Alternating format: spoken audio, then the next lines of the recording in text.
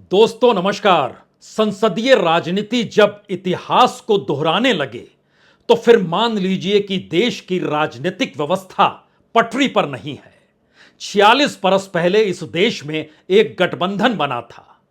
उस वक्त तमाम गठबंधन के नेताओं की जुबां पर राजनीतिक सत्ता को लेकर डिक्टेटरशिप या कहें तानाशाही शब्द गूंजता था। उस वक्त चेहरा इंदिरा गांधी का था।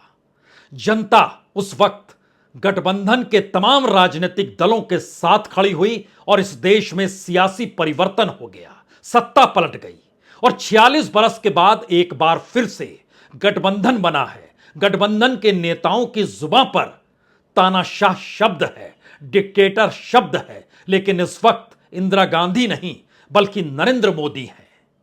और 46 बरस के बाद की राजनीति जब इतिहास को दोहरा रही है तो परिस्थितियां कितनी विकट हो सकती है, इसकी कल्पना सिर्फ इस बात से कीजिए कि पहली बार लोकतंत्र और संविधान से कहीं आगे इस देश के आम लोगों से जुड़े मुश्किल हालातों पर और इस देश के बड़े बड़े घपले घोटाले या स्कैम या फिर नेक्सस को लेकर राजनीतिक सत्ता की मनमानी खुले तौर पर चल रही है और जिसका जिक्र खुले तौर पर आज इंडिया अलायंस ने किया।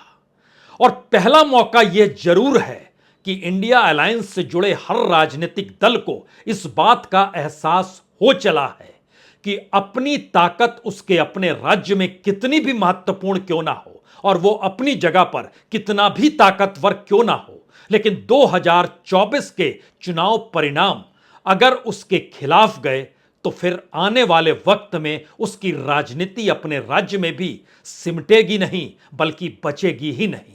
और शायद इसीलिए इंडिया अलायंस की आज की बैठक इसलिए महत्वपूर्ण है कि सभी ने अपनी ताकत के अहंकार को छोड़ा, अपने छत्रप होने के या अपने मुख्यमंत्री होने के उस गुमान को छोड़ा और यह सोचकर साथ खड़े हुए कि 2024 का रास्ता किस दिशा में और कैसे जाएगा। और इसके लिए बाकायदा कोऑर्डिनेशन कमेटी बनी, उसके अलावे कई कमेटियां बनी और पहली बार यह भी कहा गया कि अब बैठक नहीं सीधा संवाद जनता से होगा और इसकी शुरुआत इसी महीने होगी, यानी रैलियों का दौर शुरू हो चला है। रैलियों के जरिए अलग अलग राजनीतिक दल अपनी ताकत को नहीं दिखाएंगे बल्कि सामूहिक तौर पर इंडिया अलायंस के साथ खड़े होंगे। 3 सवाल, सबसे बड़े 3 सवाल इस दौर में जो गूंज रहे हैं, वो सवाल किसी के जहन में भी आ सकता है, क्या वाकई इंडिया अलायंस की ताकत मौजूदा वक्त में इतनी है कि जनता के भीतर भी कसमसाहट होने लगे और वो सत्ता परिवर्तन की दिशा में ठीक वैसे ही बढ़ जाए जैसे 46 बरस पहले बढ़ा था। दूसरा सवाल, क्या ताकत इतनी मजबूत हो चली है कि अगर 1 to 1 की परिस्थिति आकर खड़ी हो गई तो बीजेपी का सुपड़ा साफ इस देश के भीतर से हो जाएगा, क्योंकि यह एक अग्नि परीक्षा है और शायद इस परीक्षा का परिणाम इस देश की राजनीति नहीं बल्कि आने वाले वक्त में इस देश की सामाजिक सांस्कृतिक तमाम परिस्थितियों के साथ कहीं ना कहीं उस भारत की रचना और उस भारत को बनाने की दिशा में जाएगी जिसको लेकर अभी से सवाल खड़े हो रहे हैं।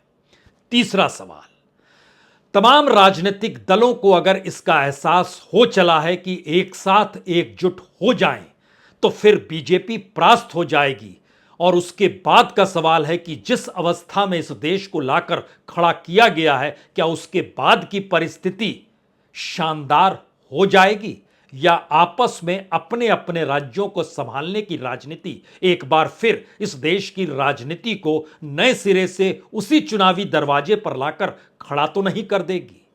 जनता इसका आश्वासन चाहती है, इसका भरोसा चाहती है। इसीलिए आज कमेटियां जो बनी, जो बातें कही गई और उसमें राहुल गांधी ने जब खुद इन बातों को रखा कि मैं किसी कमेटी में नहीं, मैं इस दौर में ना तो कन्वेनर के तौर पर हूं, ना कोऑर्डिनेशन कमेटी में हूं और ना ही मैं प्रधानमंत्री पद का उम्मीदवार हूं, इसका ऐलान करने की कोई जरूरत नहीं है। लेकिन एक क्षण के लिए सोच लीजिए, आप किसी भी राज्य में किसी भी तरीके से हो, वहां बीजेपी की मौजूदगी हो या ना हो, लेकिन जब इस देश का फेडरल स्ट्रक्चर तोड़ा मरोड़ा जा चुका है, जब केंद्र की सत्ता अपने तौर पर संवैधानिक स्थितियों से खुले तौर पर राजनीतिक लाभ पाने के लिए खेल रही है, तो ऐसे में आपकी हैसियत क्या होगी और आने वाले वक्त में आपकी राजनीति कैसे बचेगी। स्टालिन ने अपना नाम डीएमके की तरफ से उस कोऑर्डिनेशन कमेटी में दिया और यह सोच कर दिया और जानते समझते हुए दिया कि तमिलनाडु में बीजेपी तो आती नहीं है, उसकी कोई राजनीतिक जमीन नहीं है, लेकिन ईडी तो पहुंची तमिलनाडु तक भी। और इस देश के भीतर में रूल ऑफ लॉ का जिक्र कॉन्स्टिट्यूशन के लिहाज से अगर सत्ता अपने मुताबिक करने लगेगी तो क्या क्या परिस्थितियां हो सकती है, इसको छत्तीसगढ़ के मुख्यमंत्री ने भी देखा है और बिहार में तेजस्वी यादव ने भी देखा और महाराष्ट्र के भीतर भी शरद पवार के परिवार ने भी समझा बोझा और उद्धव ठाकरे ने भी अपने ही साले के घर में पड़ते हुए छापे को भी देखा। किसी भी नेता को लेकर किसी भी परिस्थिति में खड़े हो जाइए तो एक नाम और एक शब्द हर जुबां पर होगा, मोदी और तानाशाह। और यही शब्द आज इंडिया अलायंस के तमाम ऐलान के बाद जब मीडिया के सामने सभी आए तो इस तानाशाह शब्द का ताना बाना हर कोई अपने मुताबिक बुन रहा था। और इस बात का एहसास इससे भी समझा जा सकता है कि अगर राहुल गांधी ने चीजों को जोड़ने की शुरुआत की और उस शुरुआत का अंश पटना से नहीं निकला, बेंगलोर से नहीं निकला, लेकिन मुंबई में आकर अगर निकल गया तो उसकी कहीं ना कहीं किसी ना किसी रूप में एक सहमति नीतीश कुमार की बिहार से शुरू होती है, जहां पर उन्होंने सबको साथ जोड़ने का प्रयास इसलिए किया क्योंकि वह खुद उस गठबंधन को छोड़कर निकले जिस गठबंधन की ताकत और जिस गठबंधन का खौफ, जो बीजेपी गठबंधन जो एनडीए के तौर पर चलता है, वह इस देश के भीतर हर नेता के भीतर गुम हो चुका है, वो कहीं ना कहीं उनमें समाया हुआ है। तो शायद इसीलिए एक एक पन्नों को आज खोलने की जरूरत है, क्योंकि पहली बार कमेटी सोशल मीडिया को लेकर बनी है, पहली बार कमेटी मीडिया को लेकर बनी है, पहली बार कमेटी इस देश की इकोनॉमिक सिचुएशन को लेकर बन रही है, पहली बार कमेटी इस देश में किसान, मजदूर, दिहाड़ी मजदूर, आदिवासी, इनको लेकर एक विजन पेपर तैयार करने को लेकर काम करने वाली है कि आने वाले वक्त में हमारा विजन साफ होना चाहिए कि 2024 के चुनाव के बाद की परिस्थिति इस देश में वह कैसी चाहते हैं जिसके साथ जनता खड़ी हो गई है। तो जनता के साथ कहीं ना कहीं ताल्लुकात आपको बढ़ाने होंगे, इसीलिए 15 सितंबर के बाद से रैलियों का प्रकरण शुरू हो जाएगा और रैलियां सामूहिक तौर पर होगी। और जब इंडिया नाम दिया जा रहा था तब उसको अंग्रेजी सभ्यता, अंग्रेजी संस्कृति से जोड़ा गया था, तो उसके जरिए नारा अब दिया गया, जोड़ेगा भारत जीतेगा इंडिया, यानी भारत और इंडिया के बीच की कड़ी में भी अलायंस आकर खड़ा हो गया। यह ताकत अब उसे समझ में आने लगी। तमाम राजनीतिक दलों को शुरुआत हमको लगता है कोऑर्डिनेशन कमेटी से इसलिए करनी चाहिए क्योंकि हर ताकतवर शख्स उसमें मौजूद है, जो ताकतवर शख्स के सबसे करीब का शख्स है वह भी उसमें मौजूद है। 13 सदस्यीय कोऑर्डिनेशन कमेटी, जिसमें 13 नाम, शायद 13 अशुभ ना हो, इसीलिए अब 14 नाम की व्यवस्था की गई और उसके बाद जारी किया गया कि 14वां नाम सीपीएम के नेता का होगा। लेकिन एक एक नाम को देखिए तो केसी वेणुगोपाल राहुल गांधी की मौजूदगी के दाएं बाएं अक्सर नजर आते हैं और पार्टी के भीतर केसी वेणुगोपाल की राजनीतिक पहचान राष्ट्रीय तौर पर हो सकता है एक सीट जिता पाने की ना हो, लेकिन ताकत अगर कांग्रेस की है, राहुल गांधी की है और अब इंडिया की है, तो उस ताकत के भीतर केसी वेणुगोपाल कांग्रेस की नुमाइंदगी करेंगे।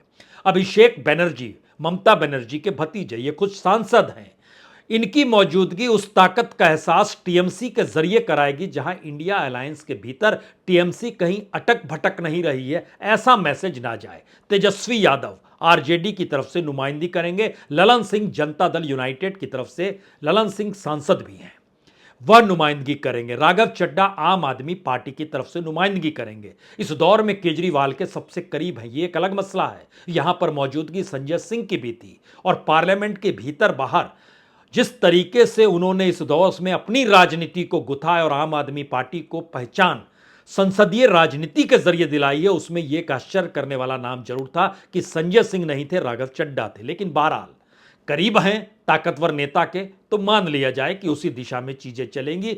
इस चैप्टर से आगे बढ़िए तो संजय राउत ठाकरे परिवार के बाद सबसे ताकतवर शख्स के तौर पर शिवसेना उद्धव ठाकरे में उनकी मौजूदगी है, वह भी कोऑर्डिनेशन कमेटी में है। शरद पवार एनसीपी की तरफ से, यानी शरद पवार को लेकर जो सवाल लगातार होते रहे हैं कि दरअसल वो हैं किधर, भतीजा छोड़कर चला गया लेकिन पार्टी नहीं टूटी, और पार्टी नहीं टूटी और उसके बावजूद भतीजे से मिलना भी जारी है, तो पता नहीं कल क्या करेंगे। तो उन्होंने अपना नाम ही प्रस्तावित किया और कहे कि मैं इसमें शामिल होता हूं।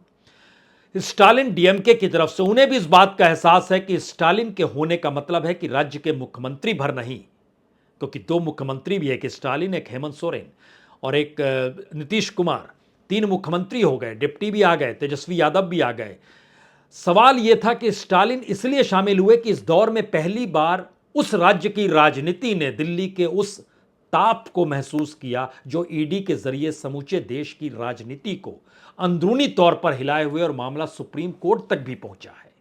तो स्टालिन डीएमके की तरफ से इस कोऑर्डिनेशन कमेटी में आए, डी राजा सीपीआई की तरफ से आए, नेशनल कॉन्फ्रेंस की तरफ से उमर अब्दुल्ला आए और पीडीपी की तरफ से महबूबा मुफ्ती आई, जबकि दोनों जानते हैं कि आने वाले वक्त में कश्मीर में चुनाव होने हैं। कश्मीर एक राज्य के तौर पर है, सुप्रीम कोर्ट में सरकार कह चुकी है जल्दी वहां चुनाव कराए जाएंगे, और नेशनल कॉन्फ्रेंस और पीडीपी आमने सामने वहां की सियासत में खड़ी होती है। और यह संदेश कहीं ना कहीं उत्तर प्रदेश के भीतर अखिलेश और मायावती के लिए भी है, और यह संदेश कहीं ना कहीं बंगाल में लेफ्ट और ममता बनर्जी के लिए भी है। लेकिन दोनों इस कोऑर्डिनेशन कमेटी में हैं। जावेद खान समाजवादी पार्टी के नेता, अखिलेश यादव खुद नहीं बल्कि जावेद खान आए। यहां पर जिक्र जरूरी है कि उत्तर प्रदेश और बिहार की राजनीति में जो इंडिया अलायंस के साथ बड़ी पॉलिटिकल पार्टी खड़ी है, उसमें क्यों जरूरी है जावेद खान का होना। जावेद खान माइनॉरिटीज से आते हैं और अल्पसंख्यक समुदाय का वोट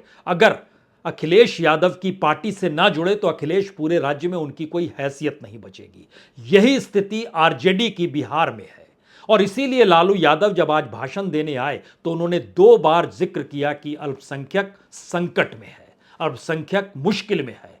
क्योंकि खुले तौर पर ध्यान दीजिए तो इस दौर में सत्ताधारी पार्टी बीजेपी को ना तो अल्पसंख्यक के वोट चाहिए, ना ही वो किसी नुमाइंदे को चुनाव लड़ने के लिए अपनी पार्टी की तरफ से खड़ा करती है। वो खुला ऐलान है एक लिहाज से, और ऐसे में इस देश के भीतर का माइनॉरिटी चुप हो गया है।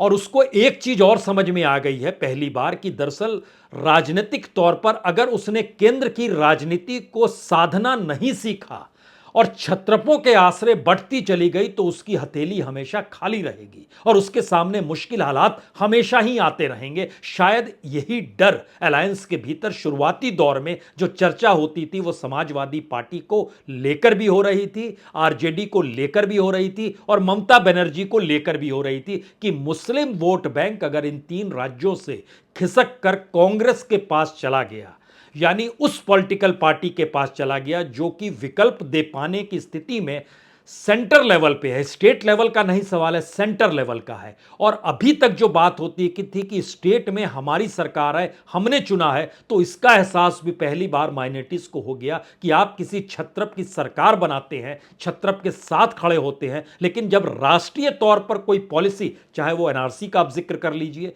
कुछ भी पॉलिसी बनती है और खुले तौर पर दरकिनार कर दिया जाता है, हाशिए पर ढकेल दिया जाता है, तो ऐसे में अब आपको राष्ट्रीय विकल्प के बारे में सोचना होगा। तो शायद यही वो डर है जहां पर कांग्रेस को लेकर सहमति आरजेडी में भी है, समाजवादी पार्टी में भी है और टीएमसी के भीतर भी है। हालांकि कांग्रेस अपने ऑर्गेनाइजेशन और अपनी राजनीति के जरिए इन तीनों राज्यों में बहुत ही कमजोर है, सही मायने में तीसरे चौथे नंबर पर वह है। लेकिन बावजूद इसके इस दौर में राहुल गांधी ने जो भारत जोड़ो यात्रा निकाली और संदेश बहुत साफ दिया कि अगर लोगों से जुड़ते चले जाइएगा और ये संवाद उनसे करने लगिएगा तो वो खुद आपके हो जाएंगे और आपकी तमाम राजनीतिक मशक्कत वह खुद करने लगेंगे। राहुल गांधी का यही प्रस्ताव इस इंडिया अलायंस के भीतर भी लगातार रहा, संवाद लोगों से बनाना है और किसी भी हालत में अपनी बैठकों में सीमित नहीं होना है। इसीलिए तय यह हुआ कि रैलियों की शुरुआत होगी और रैलियों की शुरुआत 15 सितंबर से हो जाएगी। इस कोऑर्डिनेशन कमेटी में 13वां नाम हेमंत सोरेन का था, झारखंड मुक्ति मोर्चा के।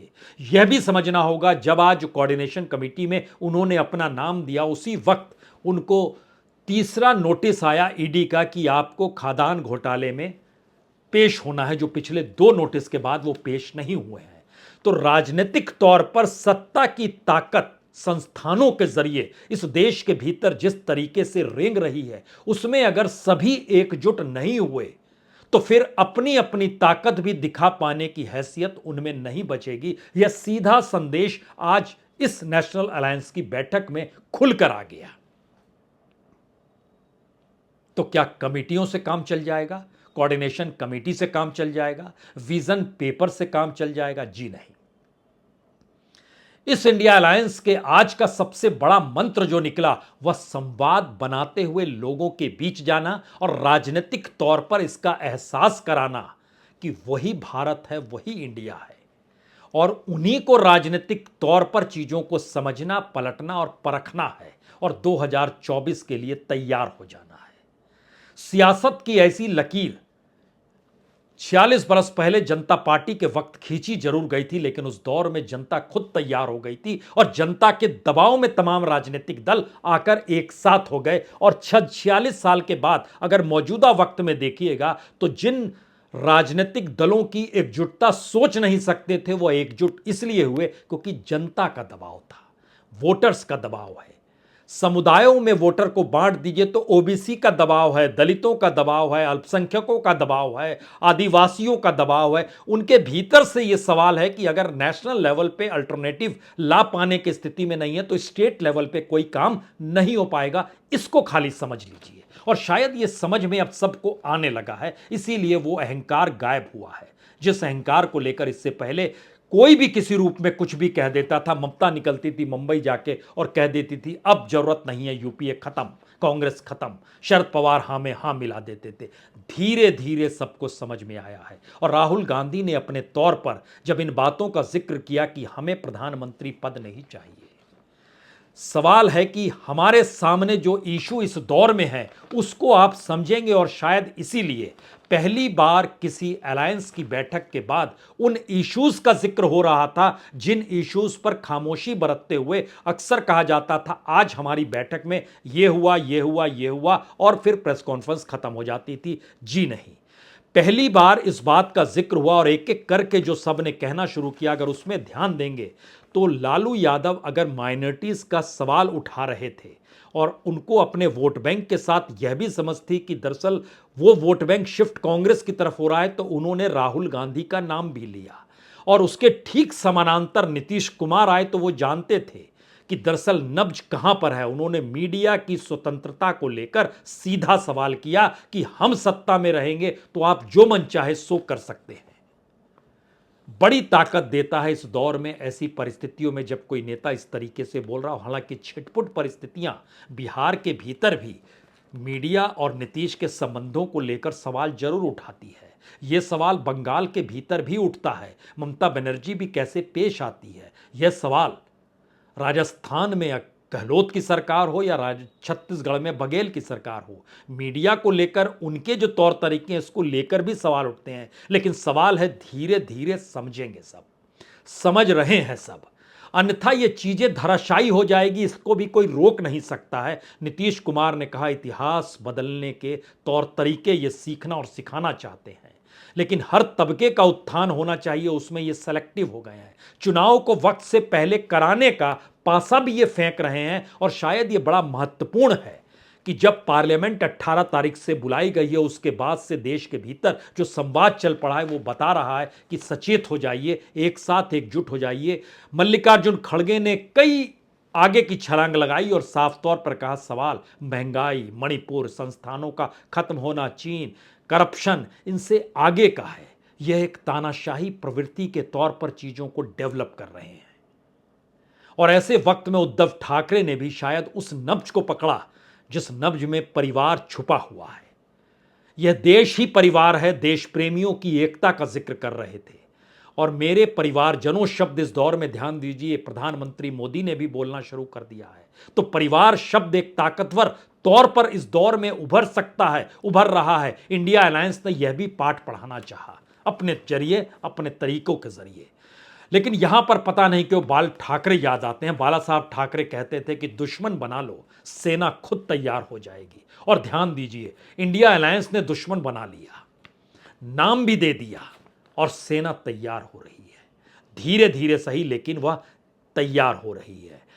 भाषण अपने अपने तरीके से हर शख्स ने दिया। शरद पवार भी सामने आए, उन्होंने भी बताया किस तरीके से देश के हालात किस गर्त में डाल दिए गए। लेकिन जो कमिटियां बनी हैं उस पर एक चर्चा जरूरी होती है कि जो सोशल मीडिया है उसका प्रभाव, जो मीडिया है उस पर दबाव, जो इस दौर में किसान मजदूर दिहाड़ी मजदूर इन सब की जो आर्थिक सामाजिक स्थिति है उस पर चिंतन, एक विजन पेपर अपने तौर पर क्रिएट करना, और इन सब के लिए एक रिसर्च कमेटी भी बननी चाहिए। और रिसर्च कमेटी भी 11 सदस्यों की बनी, जिसमें केसी त्यागी अगर जनता दल यूनाइटेड की तरफ से हैं तो प्रियंका चतुर्वेदी शिवसेना उद्धव ठाकरे की तरफ से, इस तरीके से बनाया गया। लेकिन जो 5 मैसेज इस पूरी बैठक से निकल कर आए, जो आने वाले 2024 की एक तस्वीर सामने रखते हैं। पहली तस्वीर बहुत साफ है, 2024 का चुनाव सिर्फ चुनाव नहीं है, यह भारत की परिस्थितियों को बदलने और भारत की परिस्थितियों के भीतर नतमस्तक होने के बीच खड़े होने की स्थिति है। यह चुनाव उसको लेकर है। दूसरी स्थिति, राजनीतिक दल पहली बार मान रहे हैं कि अपने बूते नहीं, एक साथ खड़े होना और जनता को साथ जोड़ना यह जरूरी है। दूसरा मैसेज यहां से निकलता है। तीसरा मैसेज उससे भी आगे का है। इस देश के भीतर में जो गवर्नेंस के तौर तरीके हैं और जिस तरीके से गरीबों का पैसा शिफ्ट कॉरपोरेट में और मित्रों में किया जाता है और उस पर प्रधानमंत्री खामोशी बरत लेते हैं, उसको उजागर करने की स्थिति में सरकार और सत्ता के पूरे करप्शन मॉडल को सामने लेकर आना है। यह तीसरी परिस्थिति है। चौथी परिस्थिति साफ है, जो और आगे आपको ले जाती है कि संवाद जो जनता से बने, उन्हीं के मुद्दों और उन्हीं की भाषा को आप किस तरीके से इस देश के चुनाव के बीच में लाकर खड़ा कर सकते हैं, यह बड़ा महत्वपूर्ण है। और इसी के लिए वो पूरी रिसर्च टीम हो या अलग अलग तरीके से जो कमेटियां और सब कमेटियां बनाई गई हैं, इनको काम करना होगा। यह समझ राजनीतिक दलों में कितनी है, शायद उसका भी परीक्षण है। यानी इन 4 चीजों के इर्द गिर्द अगर आप परखें, 5वां मुद्दा बताते हैं, लेकिन इन 4 चीजों के इर्द गिर्द अगर आप समझें तो पहली बार राजनीतिक दलों के भीतर यह सोच तो पैदा हुई है कि अपने तौर पर वो कहीं नहीं है, उनका अपना बैंक बैलेंस बड़ा हो सकता है, जो है अपने अपने दौर में हो सकता है उन्होंने बहुत करप्शन किया होगा, ईडी का घेरा उन पर लग रहा है, लेकिन घेरा भी अगर सेलेक्टिव होता चला जाए तो जो पूरे देश के कानून व्यवस्था है वो कभी सत्ता को छुएगी नहीं और सत्ता तानाशाही की पराकाष्ठा पर होगी। यह बताने और इसको साफ रखने की परिस्थिति में क्या पॉलिटिकल पार्टी इतना सरल संवाद जनता से कर पाएगी, यह समझना है। तो इसके लिए 5वीं परिस्थिति में आइए, जहां पर कोई चेहरा नहीं होगा, सिर्फ 1 to 1 की स्थिति रहेगी। कॉन्स्टिट्यूएंसी वाइज एक ही कैंडिडेट होगा इंडिया का।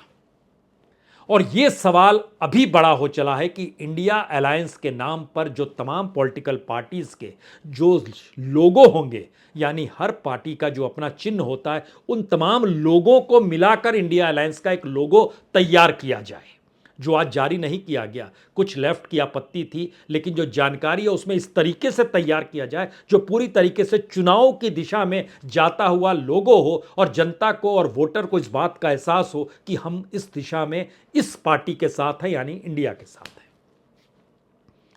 अगर ये 5 परिस्थिति अनुकूल हो जाती है और इतने सक्षम अगर राजनीतिक दल इंडिया अलायंस के भीतर है,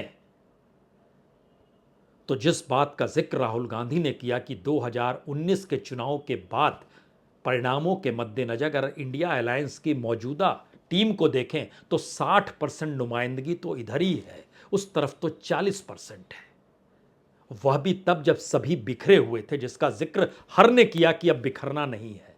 तो क्या यह परिस्थिति 2024 की बीजेपी के लिए खतरे की घंटी बजा चुकी है, जिसको उसने सोचा नहीं था? और इसीलिए एक दाव संसद का विशेष सत्र बुलाकर राज्यों के चुनाव के परिणामों के साथ लोकसभा चुनाव को भी जोड़ने का तो नहीं है? यह एक सवाल है।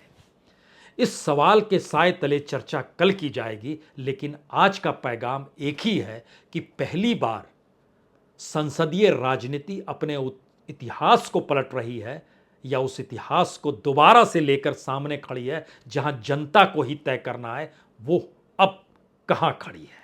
बहुत बहुत शुक्रिया, बहुत बहुत शुक्रिया।